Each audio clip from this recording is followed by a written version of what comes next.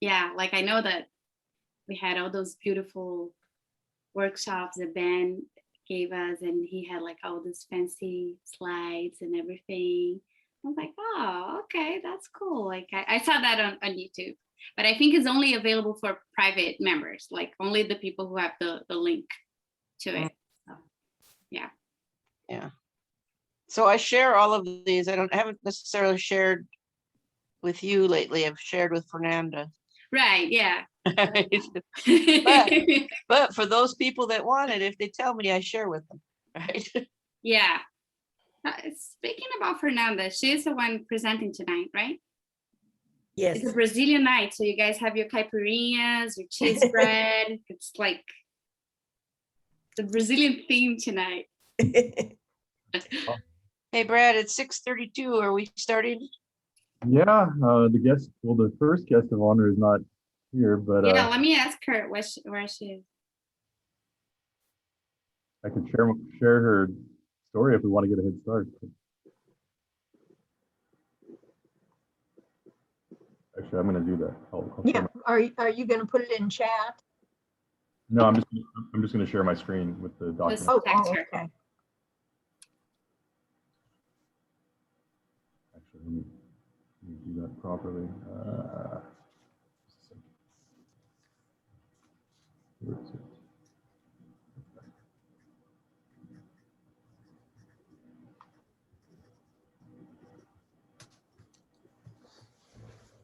She said that she's joining.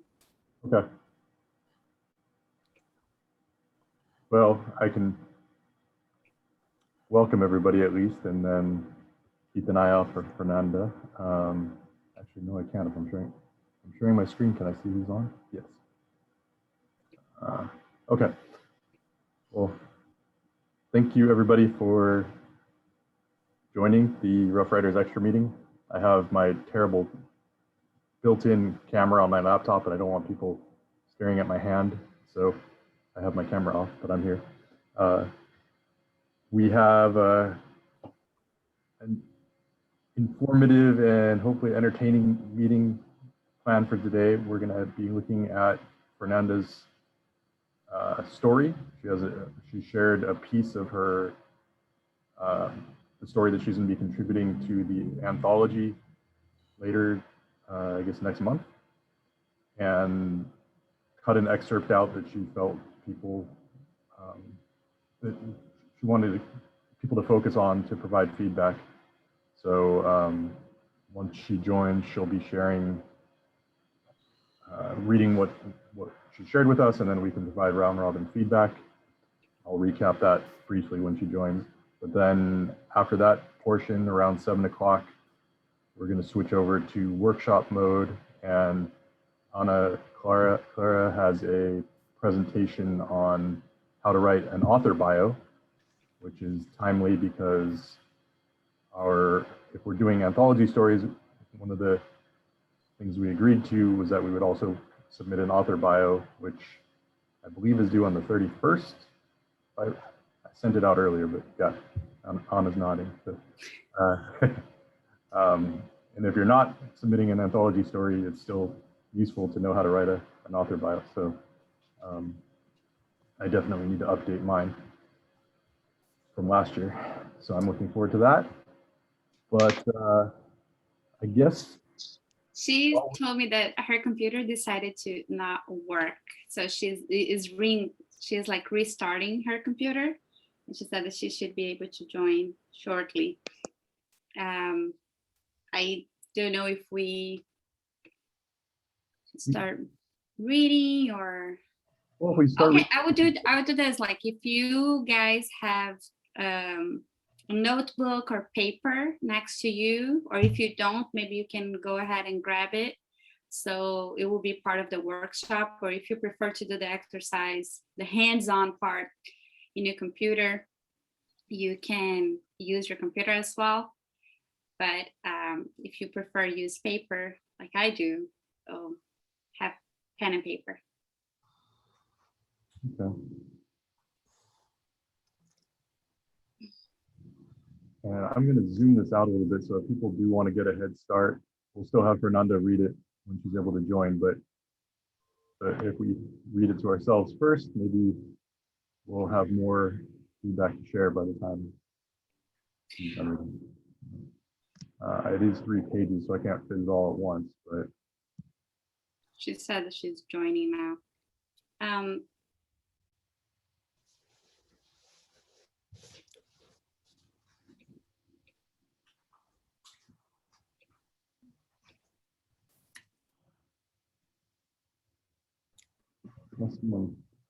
it's on iPhone, come on and then drop back off.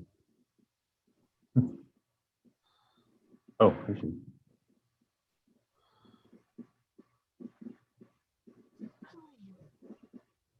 Are you back, Fernanda? I'm here. Sorry about that, guys. No problem. I have your story shared. I gave people a brief overview of what we'd be doing. So if you have, do you have your story up? Are you ready to read it to us? You need a moment. Let me just change the view here because it was.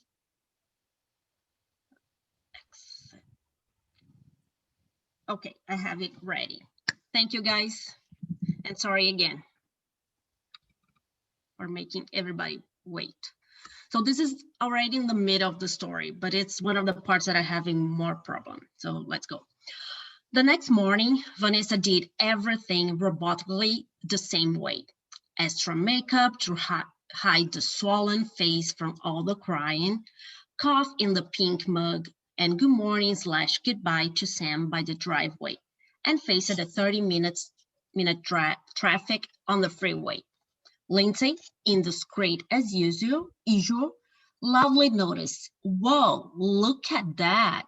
Are you practicing to become a makeup artist, or are you going to some fancy party straight after work?"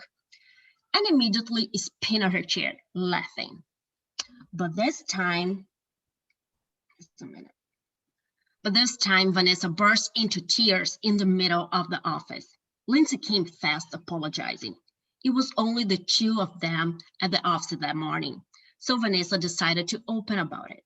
She told her coworker everything about the fight with Sam, about how he would lose his temper for any little thing, about all the borderline xenophobic and racist comments he would always do, and especially about the recent threats of calling ICE on her. That was only then that Vanessa realized how exhausted she was of the situation and how much it was destroying her. She should not keep all that to herself anymore. Life in Argentina was complicated, but sometimes she asked herself if it would be not better than the one she was living right now. Lindsay put her hands over Vanessa's shoulder and tried to comfort her friend. "Girl, you are way too pretty. You are way too pretty and nice to be going through all that.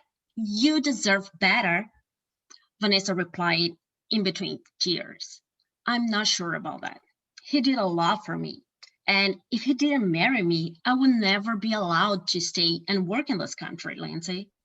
The young colleague made a cup of coffee and handed a tissue box. "Girl, I'm serious. The things he says to you are not okay. You need to talk to someone. Maybe try Sharon. She's old. Old people are all lawyers or friends of lawyers. For sure she knows someone." Vanessa nodded while cleaning her face. That night, Vanessa completely changed her attitude. No special dinner, silent treatment, and bed early. Sam barely noticed that his wife was trying to ignore him. When Vanessa arrived at the office, Lindsay was waiting for her with a pot of coffee. She could behave sometimes like a spoiled brat toddler, but that young woman was not the type of person that would just cross her arms when facing an injustice, and she was not going to allow anyone around her to accept that too. It was something that, although Vanessa did not want to admit, she envied on her colleague. "Hey girl, I made it for you. How were things last night?" the blonde woman said while handling Vanessa the coffee. "It was quiet. We almost did not talk, but I guess it was better that way." Cheryl came into the office. "What are you two secretly talking over there?" I've already told you I do not want any Lindsay abruptly interrupted with a mocking voice. We know, no retirement party. Not everything is about you, woman. We have a situation here and Vanessa needs to talk to you. Vanessa, needs some advice. Tell her what you told me, girl. As the Argentina woman unfolded all the details about her marriage, Cheryl's facial expressions slowly changed.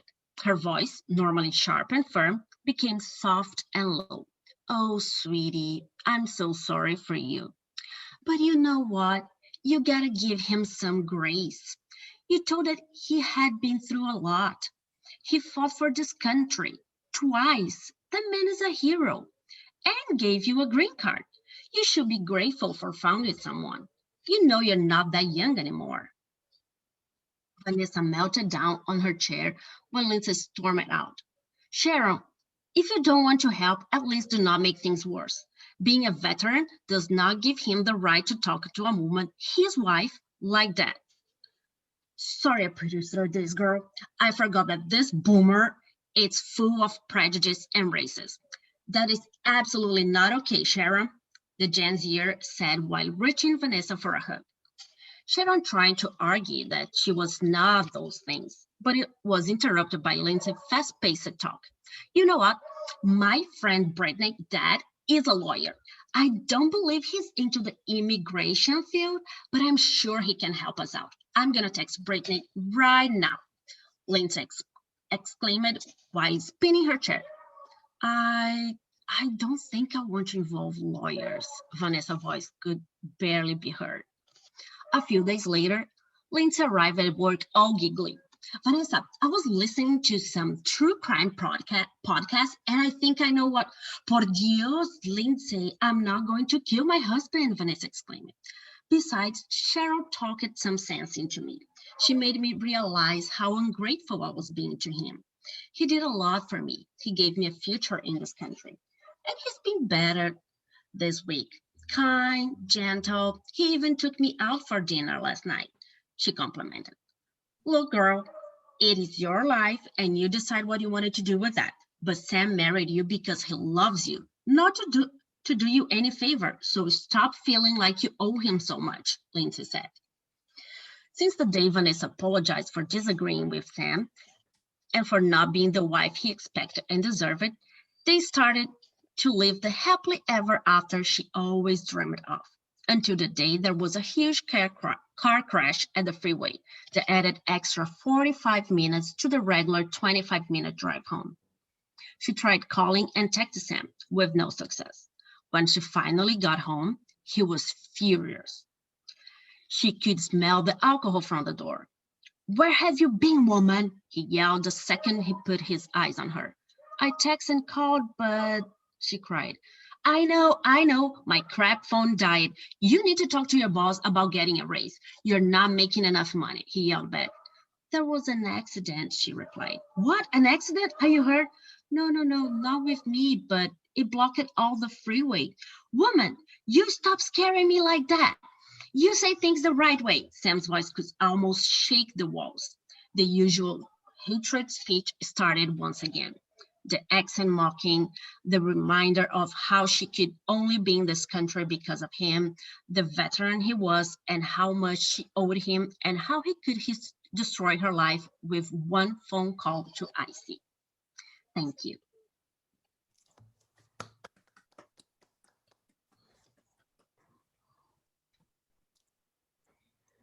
Wow. All right.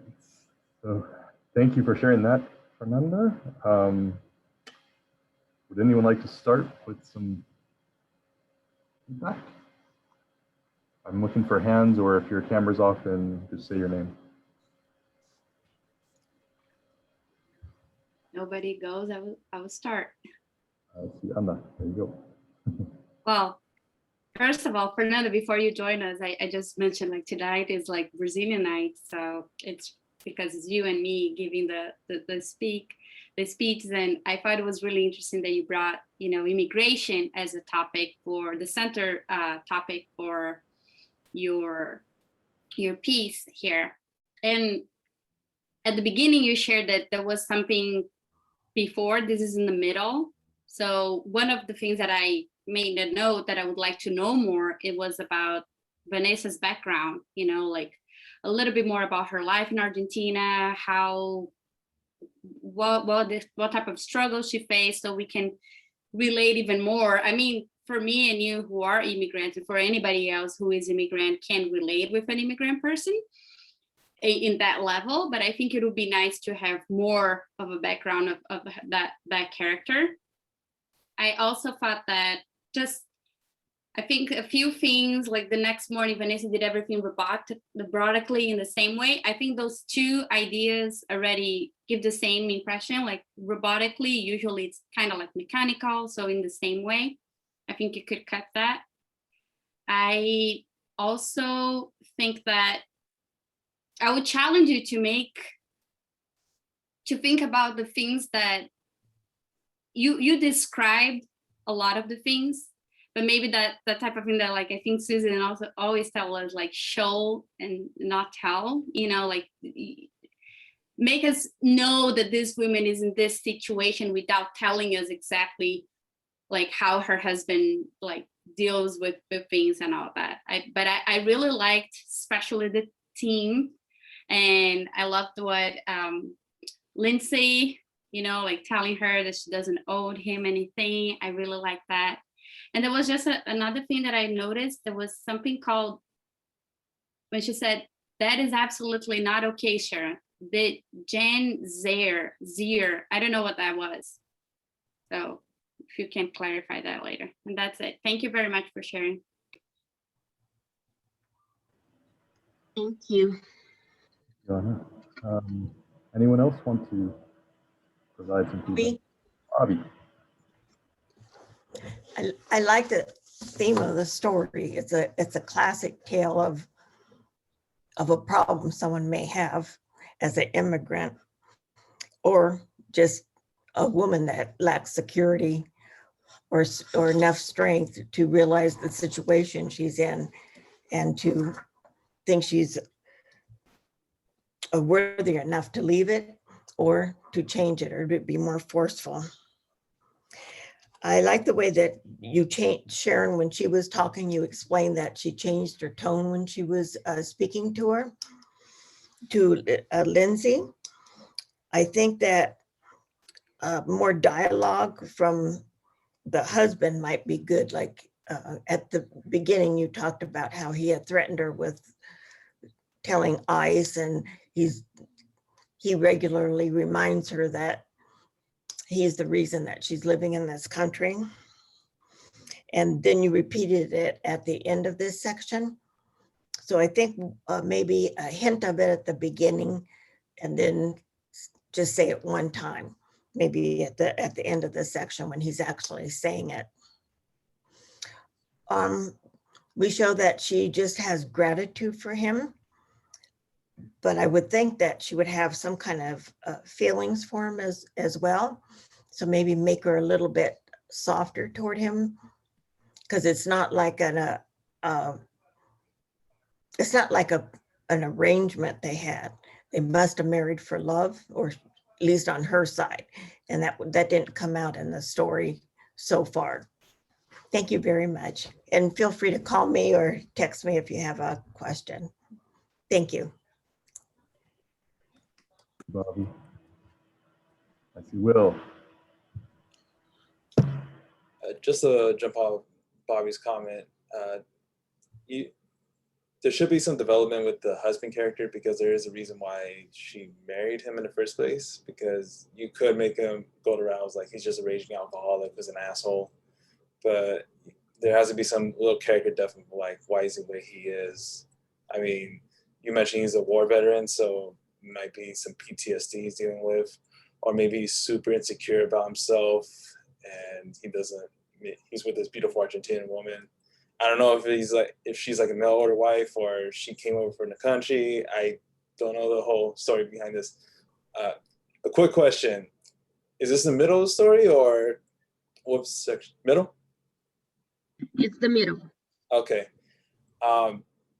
This is more a suggestion, but when it comes to anything like a secret is you're trying to reveal in this book, it has to be slowly peeled back, because it kind of just jumps at the audience, and it's better to build upon that, what's going on and how the audience question what's happening.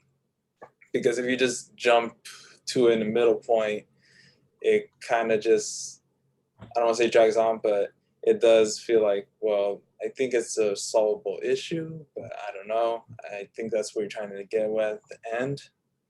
Because I'll be interested if the beginning is just like her pretending that they're a happy couple, maybe they have guests over, something like that is going on.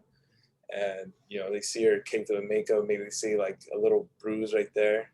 Like that's something that could be included in the beginning of your story, and slowly peel it back and maybe see him like be passive aggressive towards her in certain moments in front of people.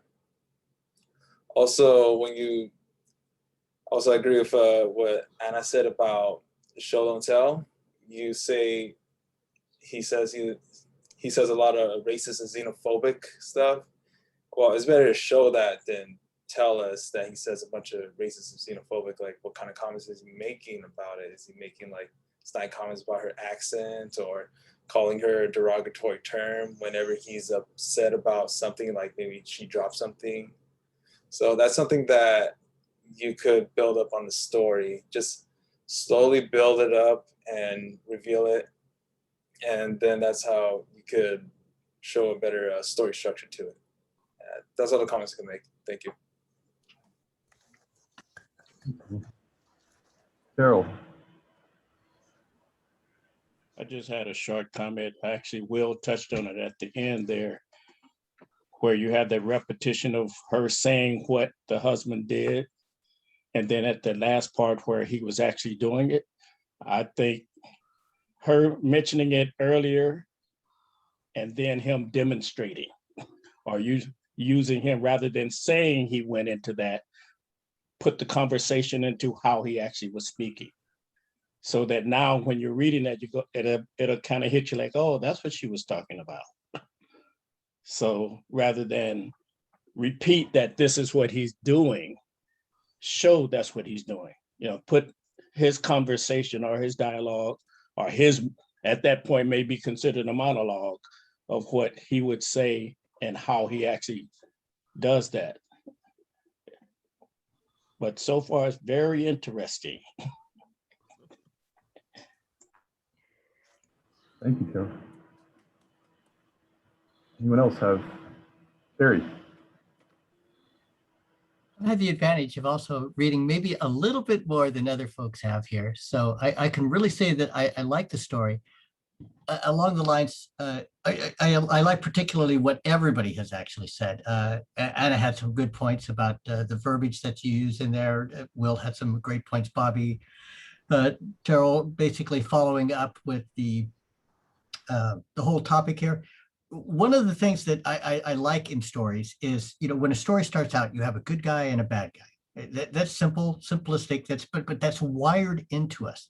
And then as you go along, you can unfold the onion for each of the characters. Okay, the bad guy's not all bad. He has some good traits. He's done some good things, like I know he has. But and the good person, well, she's good, but maybe she's made a few mistakes. Now all of a sudden we've got real flesh and blood characters. Now, while you're traveling the 30 minutes back to work and such, during that those conversations can start to pop up into the dialogue. Like I remember him, just shouting or something along those lines. I can also, at the same time, I could remember how we met and how great it was and the honeymoon, and, and also maybe at that point in time, tell a little about your protagonist there. So you start to unfold these characters so that by the middle of the story, we have flesh and blood characters that are just rich, and we want to find out how this is going to turn out. What is going to happen at the end? What is the bad person going to turn out to be totally bad, or is he going to be redeemed? The good person, is she going to find her, Prince Charming, her, fabled ending, or is it going to be a sad tragedy? That influx between the comedy and the tragedy is right there, and you hold us in that suspense. It's just fantastic. You've got all the pieces now just put them together. It's really going to be exciting because I know I've read the other part, so I can't wait. Okay. Anyone else have comments they'd like to share?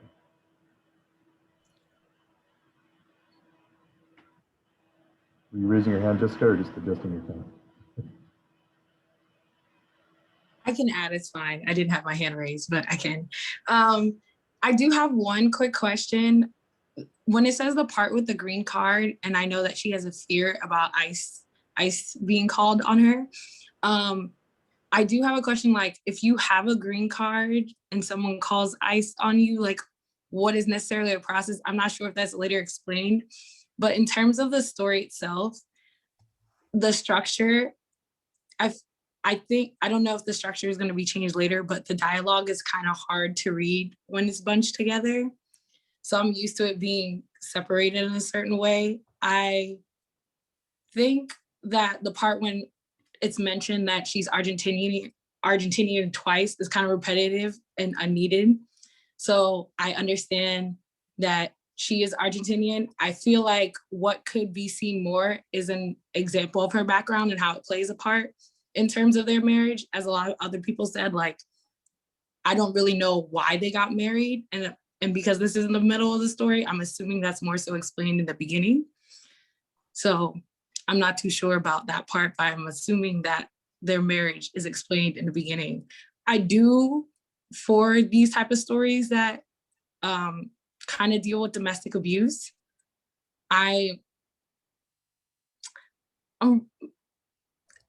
interested to see how it progresses. I just hope that most domestic abuse stories end like enough, if you know the movie enough. But I would like to see how it goes from this point forward. And that's all I have to say.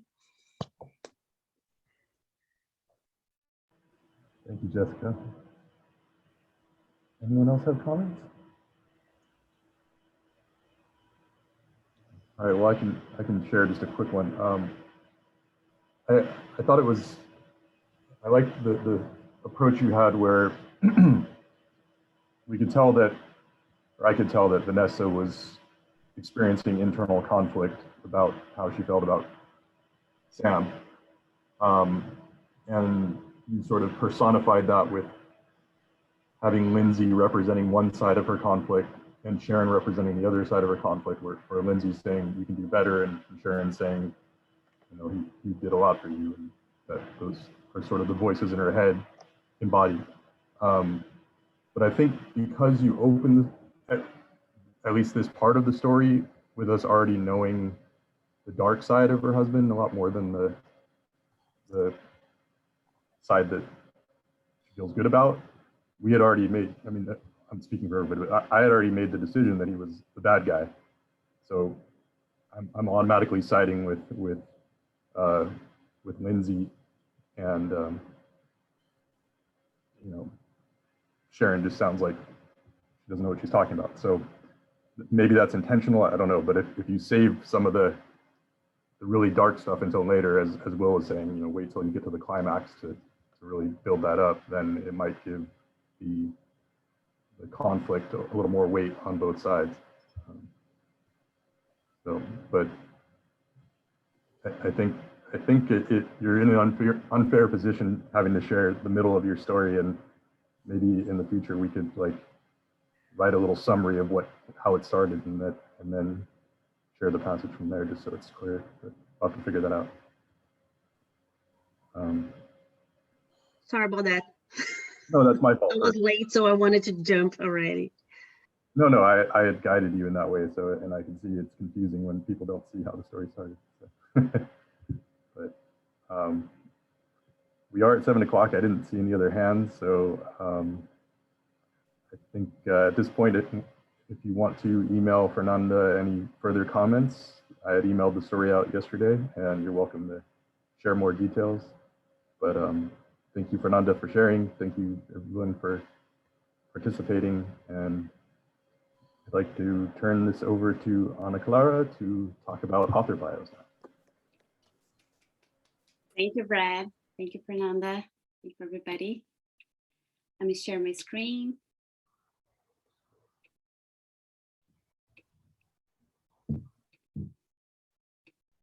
Can you guys see a big presentation that says Killer Author's Bio? Yes, All right. Well, my fellow Rough Riders, I heard you were nominated to the National Book Critics Circle Award. And I also heard that you're joining this workshop tonight because you want to be prepared to impress the audience when your name is called and you're ready to go on the stage and you want to give an impressive introduction of yourself. So I invite you right now to share in 1 or 2 sentences, almost as a pitch elevator or an elevator pitch, some of how you introduce yourself. So I will go first. So my name is Ana Clara Toni. I'm a Brazilian journalist and founder of Bicamodara, a platform that connects people through storytelling. My short story, The Battles de la Fame, is inspired by the early days of the French philosopher Simone de Beauvoir. And tonight, I'll be facilitating a workshop about writing a killer's author biography. So to start here, I will ask Bobby, please go ahead and introduce yourself to our audience. thank you very much, Anna Clara. I'm Bobby Walsh. I've spent most of my life in the field of education in one way or another. And even though I'm retired, I'm still educating people. I like to learn new things. I like to share the things that I know. And I'm currently practicing what I know about dog training by offering free classes to people who want to do better with their animals. Thank you. Thank you, Bobby. Really good. I like to hear about those dogs. Liz, please introduce yourself. Hi, my name is Liz Southern, and I am a special education teacher, and I live in Long Beach. I am married, I have 2 cats, and I love trying different restaurants and food. Lovely. Catherine, give us your elevator pitch.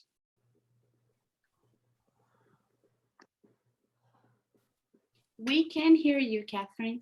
That's because I didn't start speaking yet. Oh, okay. So I'm going to read a bio I wrote a while back. Catherine has always believed in fostering youth awareness, responsibility, and self-expression, which is why she has volunteered at Three Musketeers, has volunteered at the Three Musketeers since 2001. However, in 2015, she started her own business, Catherine's Creative Communication Company, where she is a speaking instructor and coach for especially junior high students, because like pit bulls, they get a bad rap and they have a voice and need to speak also. Thank you. Thank you, Catherine. Well, she jumped ahead like all the workshop. I appreciate you being a pro and already like performing the full context of the bio. But just a quick reminder, an elevator pitch is 1 to 2 short sentences about your product or your idea. In this case, will be about yourself. So the next person and everybody else that I call in, just keep it short and brief so we can continue and we will develop along the way with the author's bio, okay? So Will.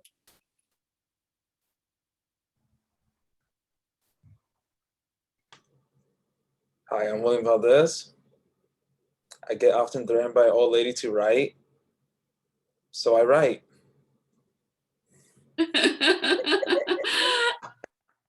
Really good. Fernanda, give us your pitch, elevator pitch. Hi, I'm Fernanda Alves. I'm a Brazilian journalist, writer, and social media specialist, and I'm writing my first fiction story. Thank you. Thank you. Lydia, right on the stage now. Hi, I'm Lydia Martinez. I'm a commodity manager.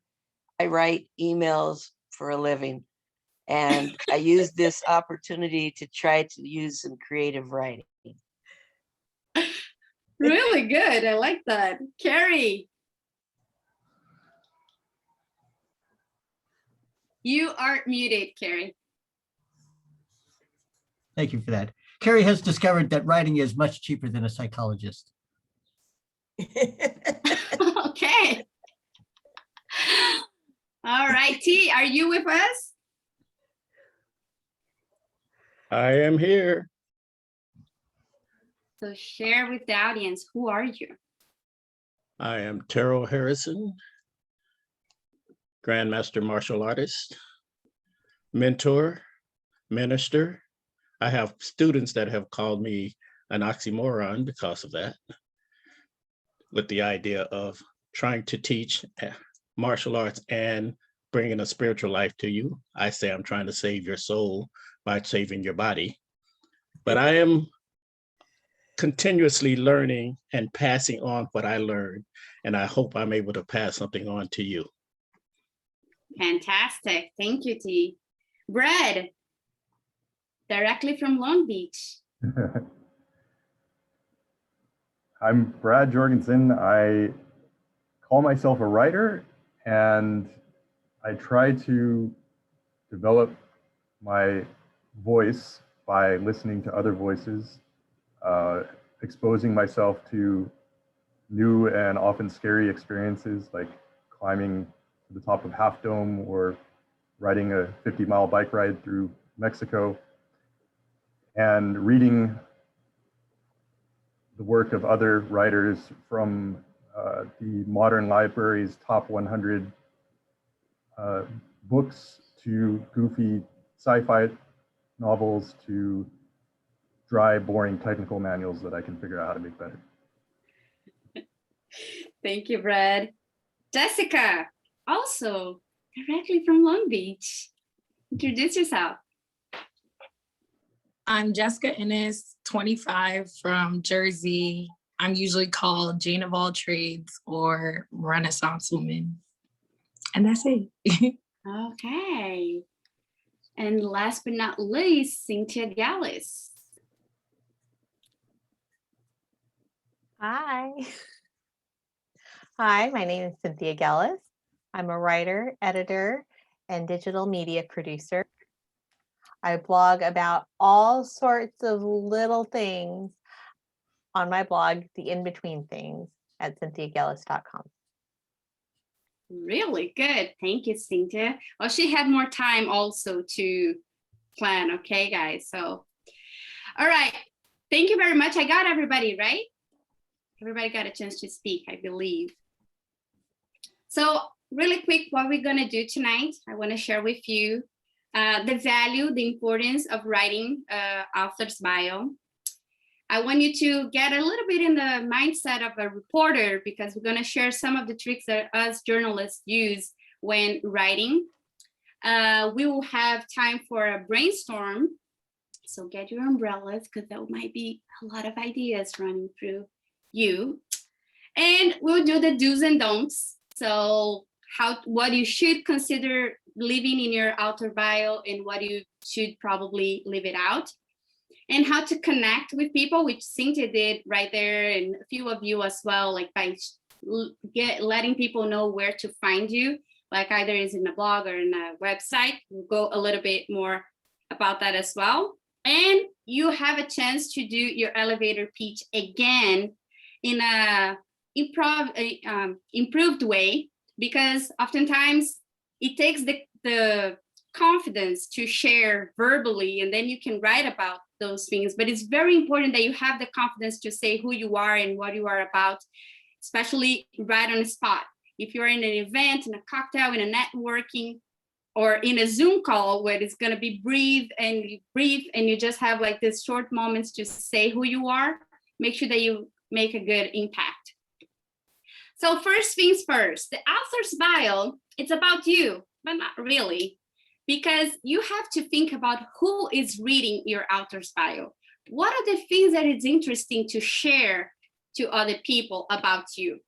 So think about your business cards extended, and how is that? Like, what can you say about you that will make you pop up? You know, like really make you stand out in front of other people.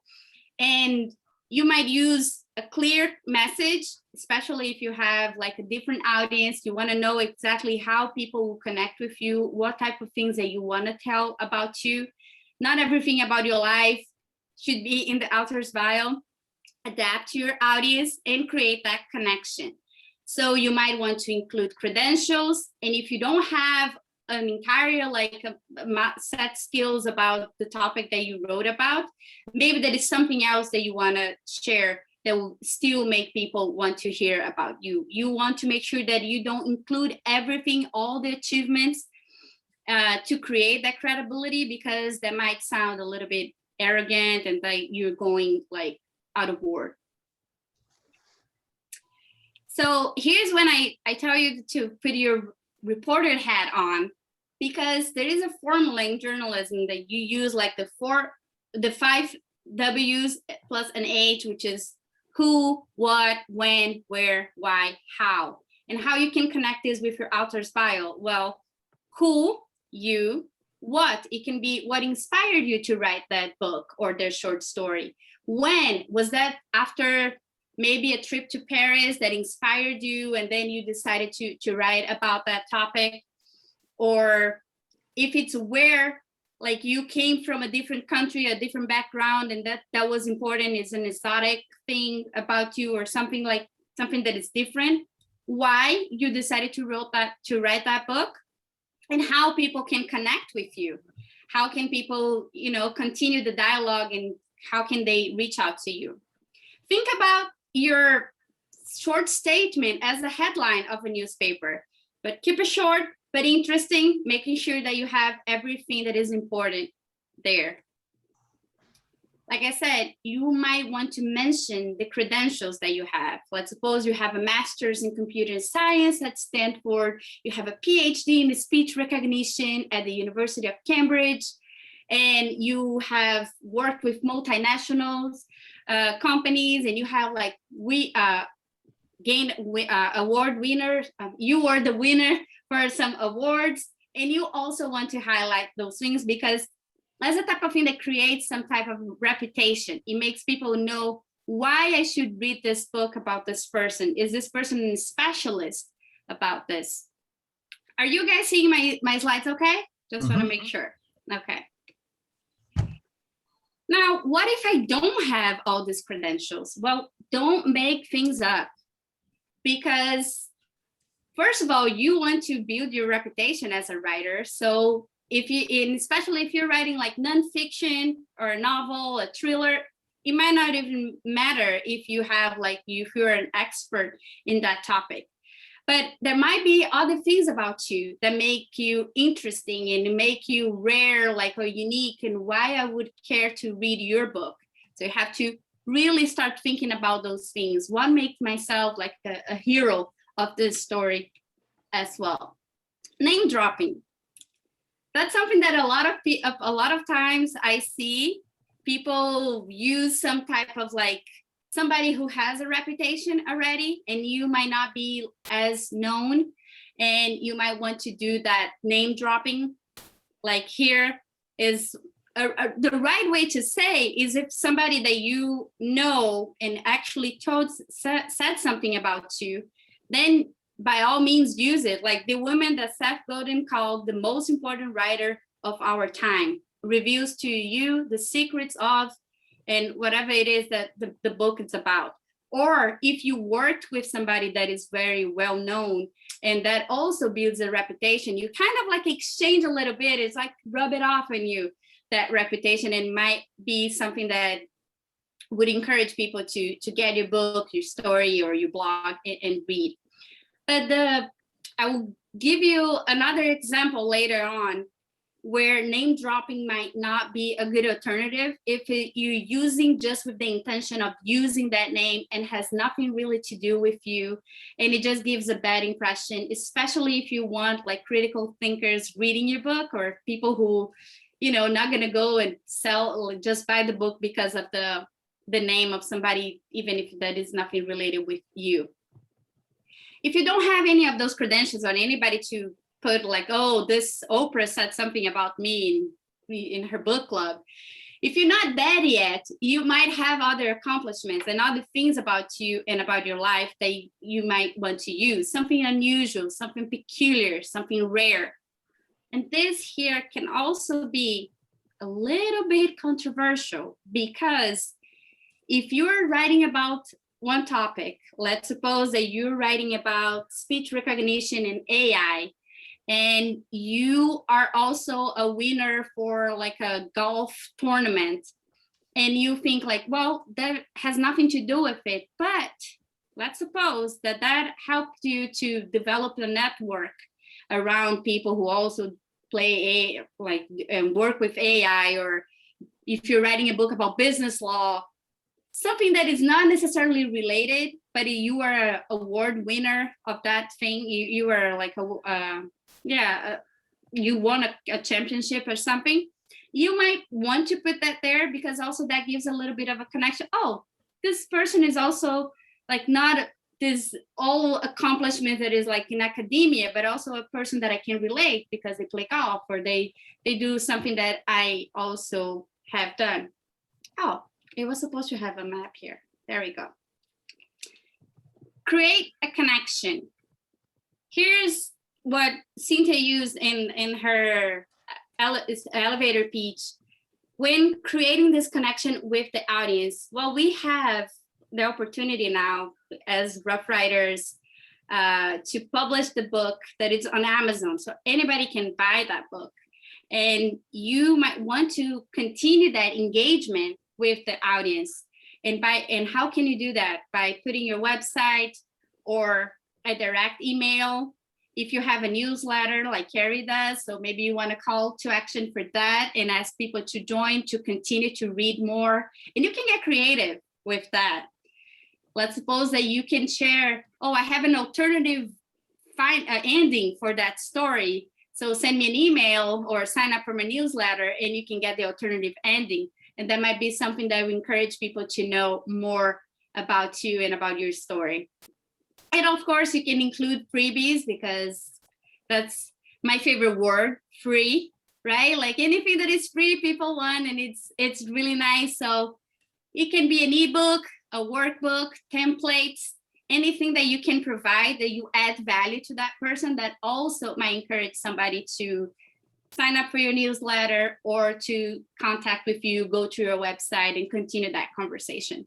Social media links, of course, if you are somebody who is feeding your social media links, if you'll be able to also reach back to that person, if they send you a message and you don't return, that's not nice.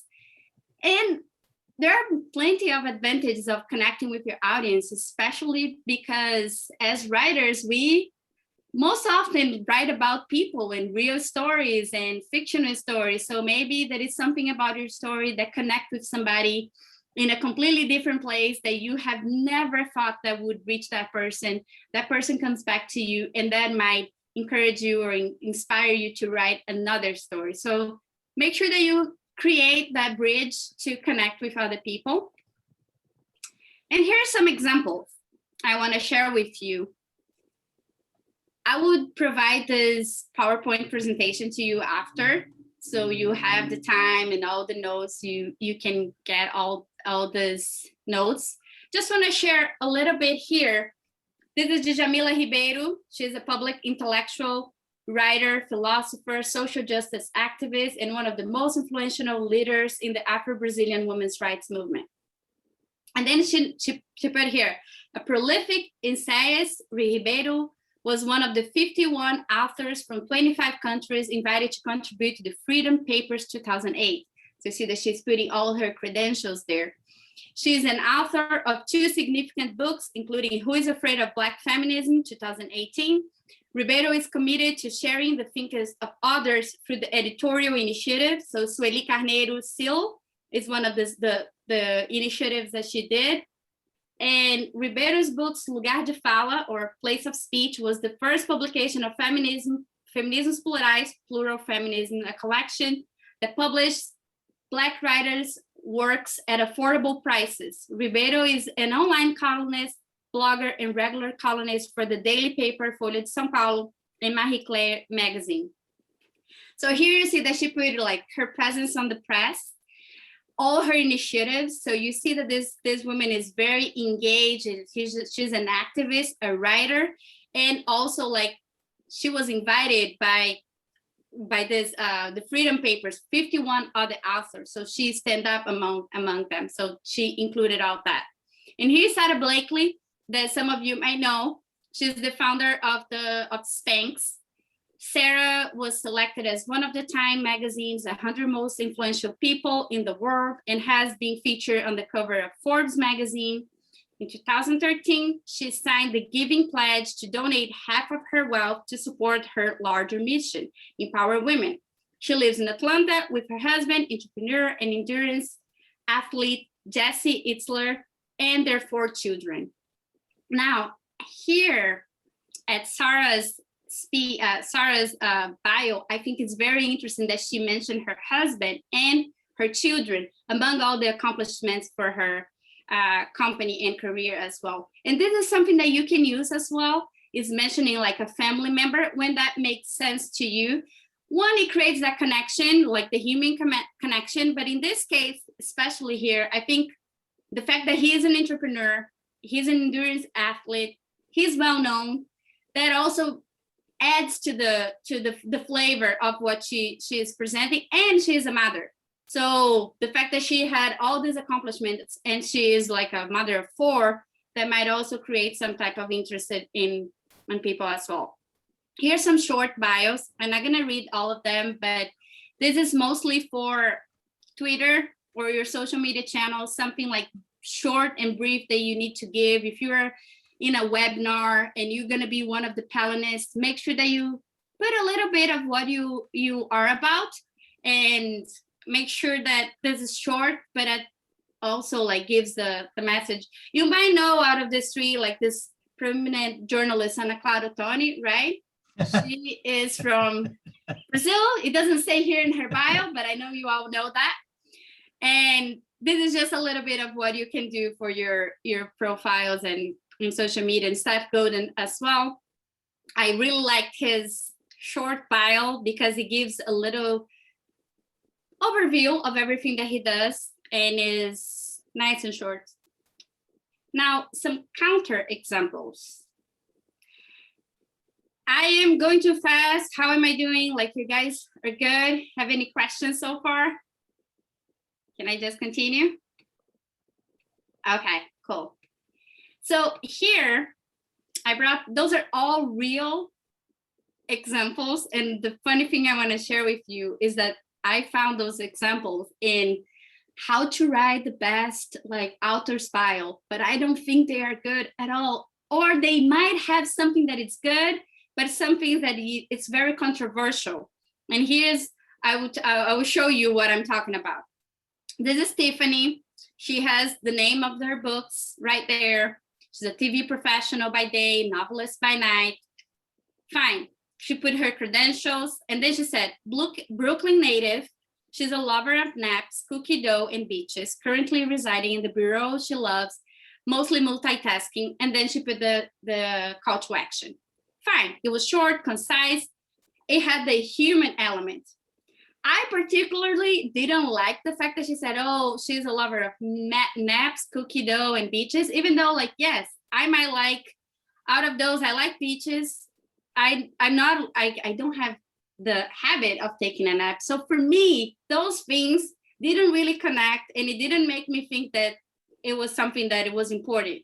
But for other people, it might think like, oh, she's real. You know, she is a person who takes naps and likes cookie dough like everybody does, and to go to the beach.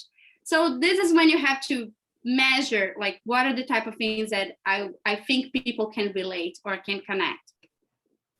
Another one, Anne, she shares here that she writes funny mysteries and how-to books for writers. She also writes poetry and short stories on occasion. And then she said, oh yes, and she blogs. And at the end, she says, Anne lives in Central Coast of California, near to San Luis Obispo, the town Oprah called the happiest city in America. So here's one example of those name dropping that, yes, from the psychological point of view, maybe if you get a the counterpart of the book, the cover page, and you see Oprah, it might, oh, what is it? Oprah read this book? Is her in like her book club or something? But then if you read closer, you see that no, Oprah said something about San Luis Obispo that is not even the city where this lady is from. She lives nearby. And to me, this was like used out of, it was a questionable use. I wouldn't use that here. Conversational, because she put, oh yes, and she blogs, almost like casually dropping that there. But this was also in her blog, so I thought it was interesting that she used. And creates interest. This is something that I think if you don't have a lot of credentials, and if this is your first if it's your first story that you're publishing with the anthology, for example, you might want to create some interest to your story, write in your author's bio. And that's what this lady did here. She talks a little bit about the characters in her book. She said her best-selling Camilla Randall, Mr. Rom-Com series features perennial, and then she said, socialite Camilla Randall, who is a magnet for a murder mayhem of Mr. Wrong, but always solves the mysteries in her quirky and all so polite way. So that might be interesting to you to share a little bit of your characters in the bio, if that makes sense. This one, it's written in the first person. And I will tell you why that's not recommended. She mentioned that she started writing in South Korea in 2012. It was then that she noticed of the time spending editing my words was equivalent to the amount of time I spent writing them. And then she put a download my workbook using those freebies, right? It was very actionable. She put an experience abroad that might be interesting to some people. Oh, South Korea, tell me about that time. But she wrote in the first person. And I will tell you in a bit about the first person. Here's another one. This was a courtesy from Brad, who come up with this one. And I thought it was really good, so I'm going to share with you. Ana Clara was born in Brazil, became the world's youngest astronaut of the age of 14, won a Nobel Prize for her cure of hangnails, and is an accomplished soloist. Today, she's going to share her advice on online dating. What a mess, right? Like, there was some elements there. Yes, sure, it's short. There is a lot of unusual things. It's very rare, but completely out of context. Like, the fact that she did all this makes me wonder about all those other things, and probably like, what does have to do with her giving advice on online dating? This is very long, so only have like a very long and extended author's bio if it's for your website, or if you give the short description on your website in an extended version of your bio for maybe a journalist is writing a profile on you, or somebody else needs more information, then they can dive in and have more. But here they put the experience, their awards, the newest book, where they have been featured, all the magazines and newspapers. They are also a public speaker in what they do in their spare time, and a CTA. So it has all these elements, but maybe it could be used in a shorter version to grab that attention. Okay, so now, Anna, you talk too much. Let's get to work, right? It's brainstorm time. I will ask you to write a list. I put here 20 to 30 things, but this is just to help you to write your author's bio of things that you'd like people to know about you. So it can be your hobbies, your interests, travel, if you have been to an exotic place, life experiences, family, work history, writing credentials, prizes, any perks or anything that you think will be nice. to share, and I will give you 3 minutes. So you can, it's gonna be the time of a song. I'll play something here. And you can exercise what you'd like to share about you. Let me put something.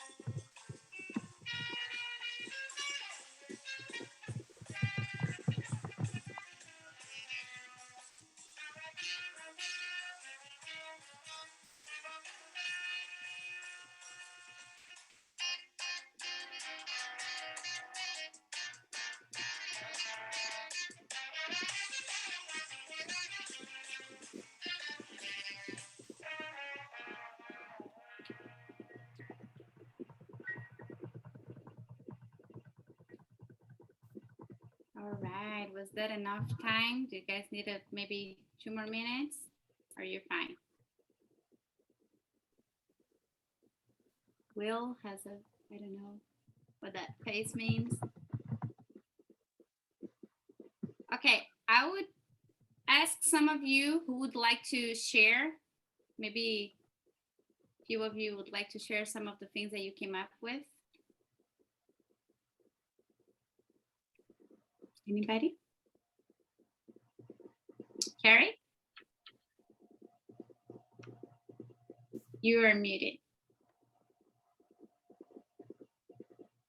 All right, thank you very much. That's really got the juices flowing. I've already written a page, almost a page and 3/4. So Oh, wow. thank you for this. Well, this was for your whole entire presentation. I really enjoyed it. So I've got a couple here and they'll go real quick.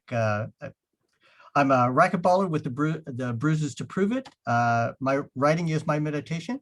I've traveled extensively in my dreams and thus bypassed the TSA. I'm a Navy brat, and in my family's journey from coast to coast, I have seen the world's largest ball of yarn twice. I have dug ditches and I have presented in corporate boardrooms. Kerry lives in the South Bay of Los Angeles with his wife and a chowder of cats who are well armed, so be sure to knock before you happen to come in. I always keep a shovel in my car, so be nice. Oh my God, that was awesome. Thank you. Thank you very much. Anybody else? That's going to be a hard act to follow, Carrie. I know. I'll Well, just say, Oh, sorry. oh, go ahead. Go No, ahead. I blame it on Anna for getting the juices flowing. I'm just going to say one sentence. I believe in Santa Claus, as does my son Henry. Hence my book, When Henry Met Santa Claus.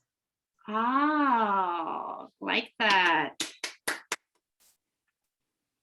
All right, so we can be on time. I will continue with just a few things. But thank you very much for Carrie and Catherine for sharing. Anybody else would like to share? Maybe we can squeeze one more person. No? Okay, we'll go. So when you see the list that you came up with, take a look, and here are some do's and don'ts. Focus on what you are and the things that you did. Share your uniquenesses. Establish trustworthiness, all those credentials that we talked about. Have a clear CTA and a few things to not do. So don't say it's your first time publishing, because really, you want people to read you, and maybe that might sound a little bit like amateur, or that's like your first time. So when your first book gets be like the New York Times bestseller, let the journalist who's interviewing you saying like, and guess what? That's her first book, you know? But don't tell people that it's your first book yet. So don't say things that have nothing to do with you or your story.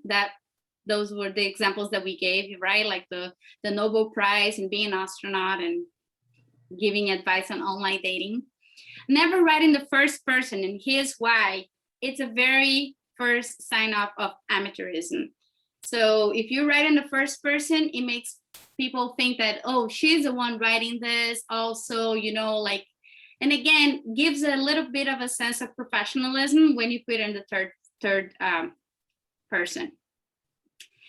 I don't think we're gonna have time for the second elevator pitch, but I think you guys got a little bit of the sense of what are the things that you can improve and how important it is to have that confidence when you say who you are and what you wrote about, and, you know, like just bring all the energy right in the beginning when you're sharing who you are, especially if it's on, you know, like orally in a presentation, because as writers, I know that we'll be good with words, and sometimes it's a challenge to write about ourselves, I know.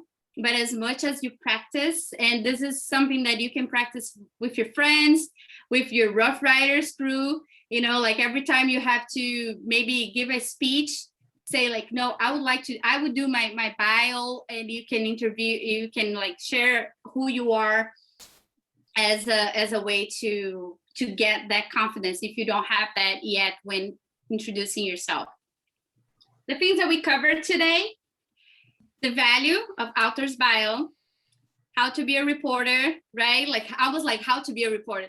No, writing with like the reporter's hat. So having that formula, making sure that you think about like, how can I make my author's bio be almost like the headline of a newspaper, at least like those very first statements, like the pitch elevator. We did a little bit of a brainstorm, the things that you should not add to your author's bio, the things that you should cut. The importance of having a CTA, like this call to action, to create this dialogue with the audience. We didn't get to do the second elevator pitch round, but I do have something for you to show me what you learned, because it's your time to shine next Monday. This is gonna be your assignment for the table topics. You write your author's bio and present next Monday, the 24th. Here are a few things that Cynthia Gillis, our editor-in-chief, would like you to follow, which are writing in the third person. Try to come in at 150 words. Include your credentials, education, background, influences. It might be like an author that you like that inspire you to write. And mention other things that you have written, if you have any, and have fun writing your author's bio, because it's all about you, but not really. Remember that. It's about the other people who are gonna read your book. Here's a little template. And as I said, I'm gonna share this presentation with you, so you have that. That's also a courtesy from Cynthia. So you have here the first sentence, a structure, the second, the third, fourth, fifth, sixth, with all those like the CTAs, the credentials, everything, so you be good. Here are some resources. If you'd like to dive deep into the practice of crafting your author's bio, I put some of the things that I use for this presentation. I also want to comment that all this material, it was made of 100 hands, but few people helped me, because like Cynthia have shared all the things for the ontology that we use in the past. Brad helped. Fernanda also sent me some materials. So I want to thank you all for your time. I hope you learned something and that was good for you. Here's where you can find me. This is my email, my phone, and my website. Thank you very much. And I hope to see you guys on Monday with those author bios. Thank you. Bravo. Thank you. Ana Clara, we still have a few minutes left if anybody wants to provide any feedback, any questions. You want to give a 10-second elevator pitch. We have until 7:45 for our official cutoff. So we'll be receiving these slides because these slides are awesome. I love it. They really pop. I mean, it takes me back to the old days, pre-psychedelic days, that is. I'm glad you liked it. Yeah, I said, well, I'm not the VP PR anymore, so I don't have the obligation to do everything like Toastmasters, colors, and everything. I'm just gonna have fun with this one. So I used all the flashy and everything. And I would send you all the email tonight, and also a quick survey so you can give me some feedback also about this workshop, what I could have done better and what did you like the most and all those things. I want the slides and the video. Oh, yes. I have the video too. We'll work on that after the meeting. So I think we can oblige you. Any other feedback, questions? I need to get going, but I just wanted to put out there, we're doing a little get together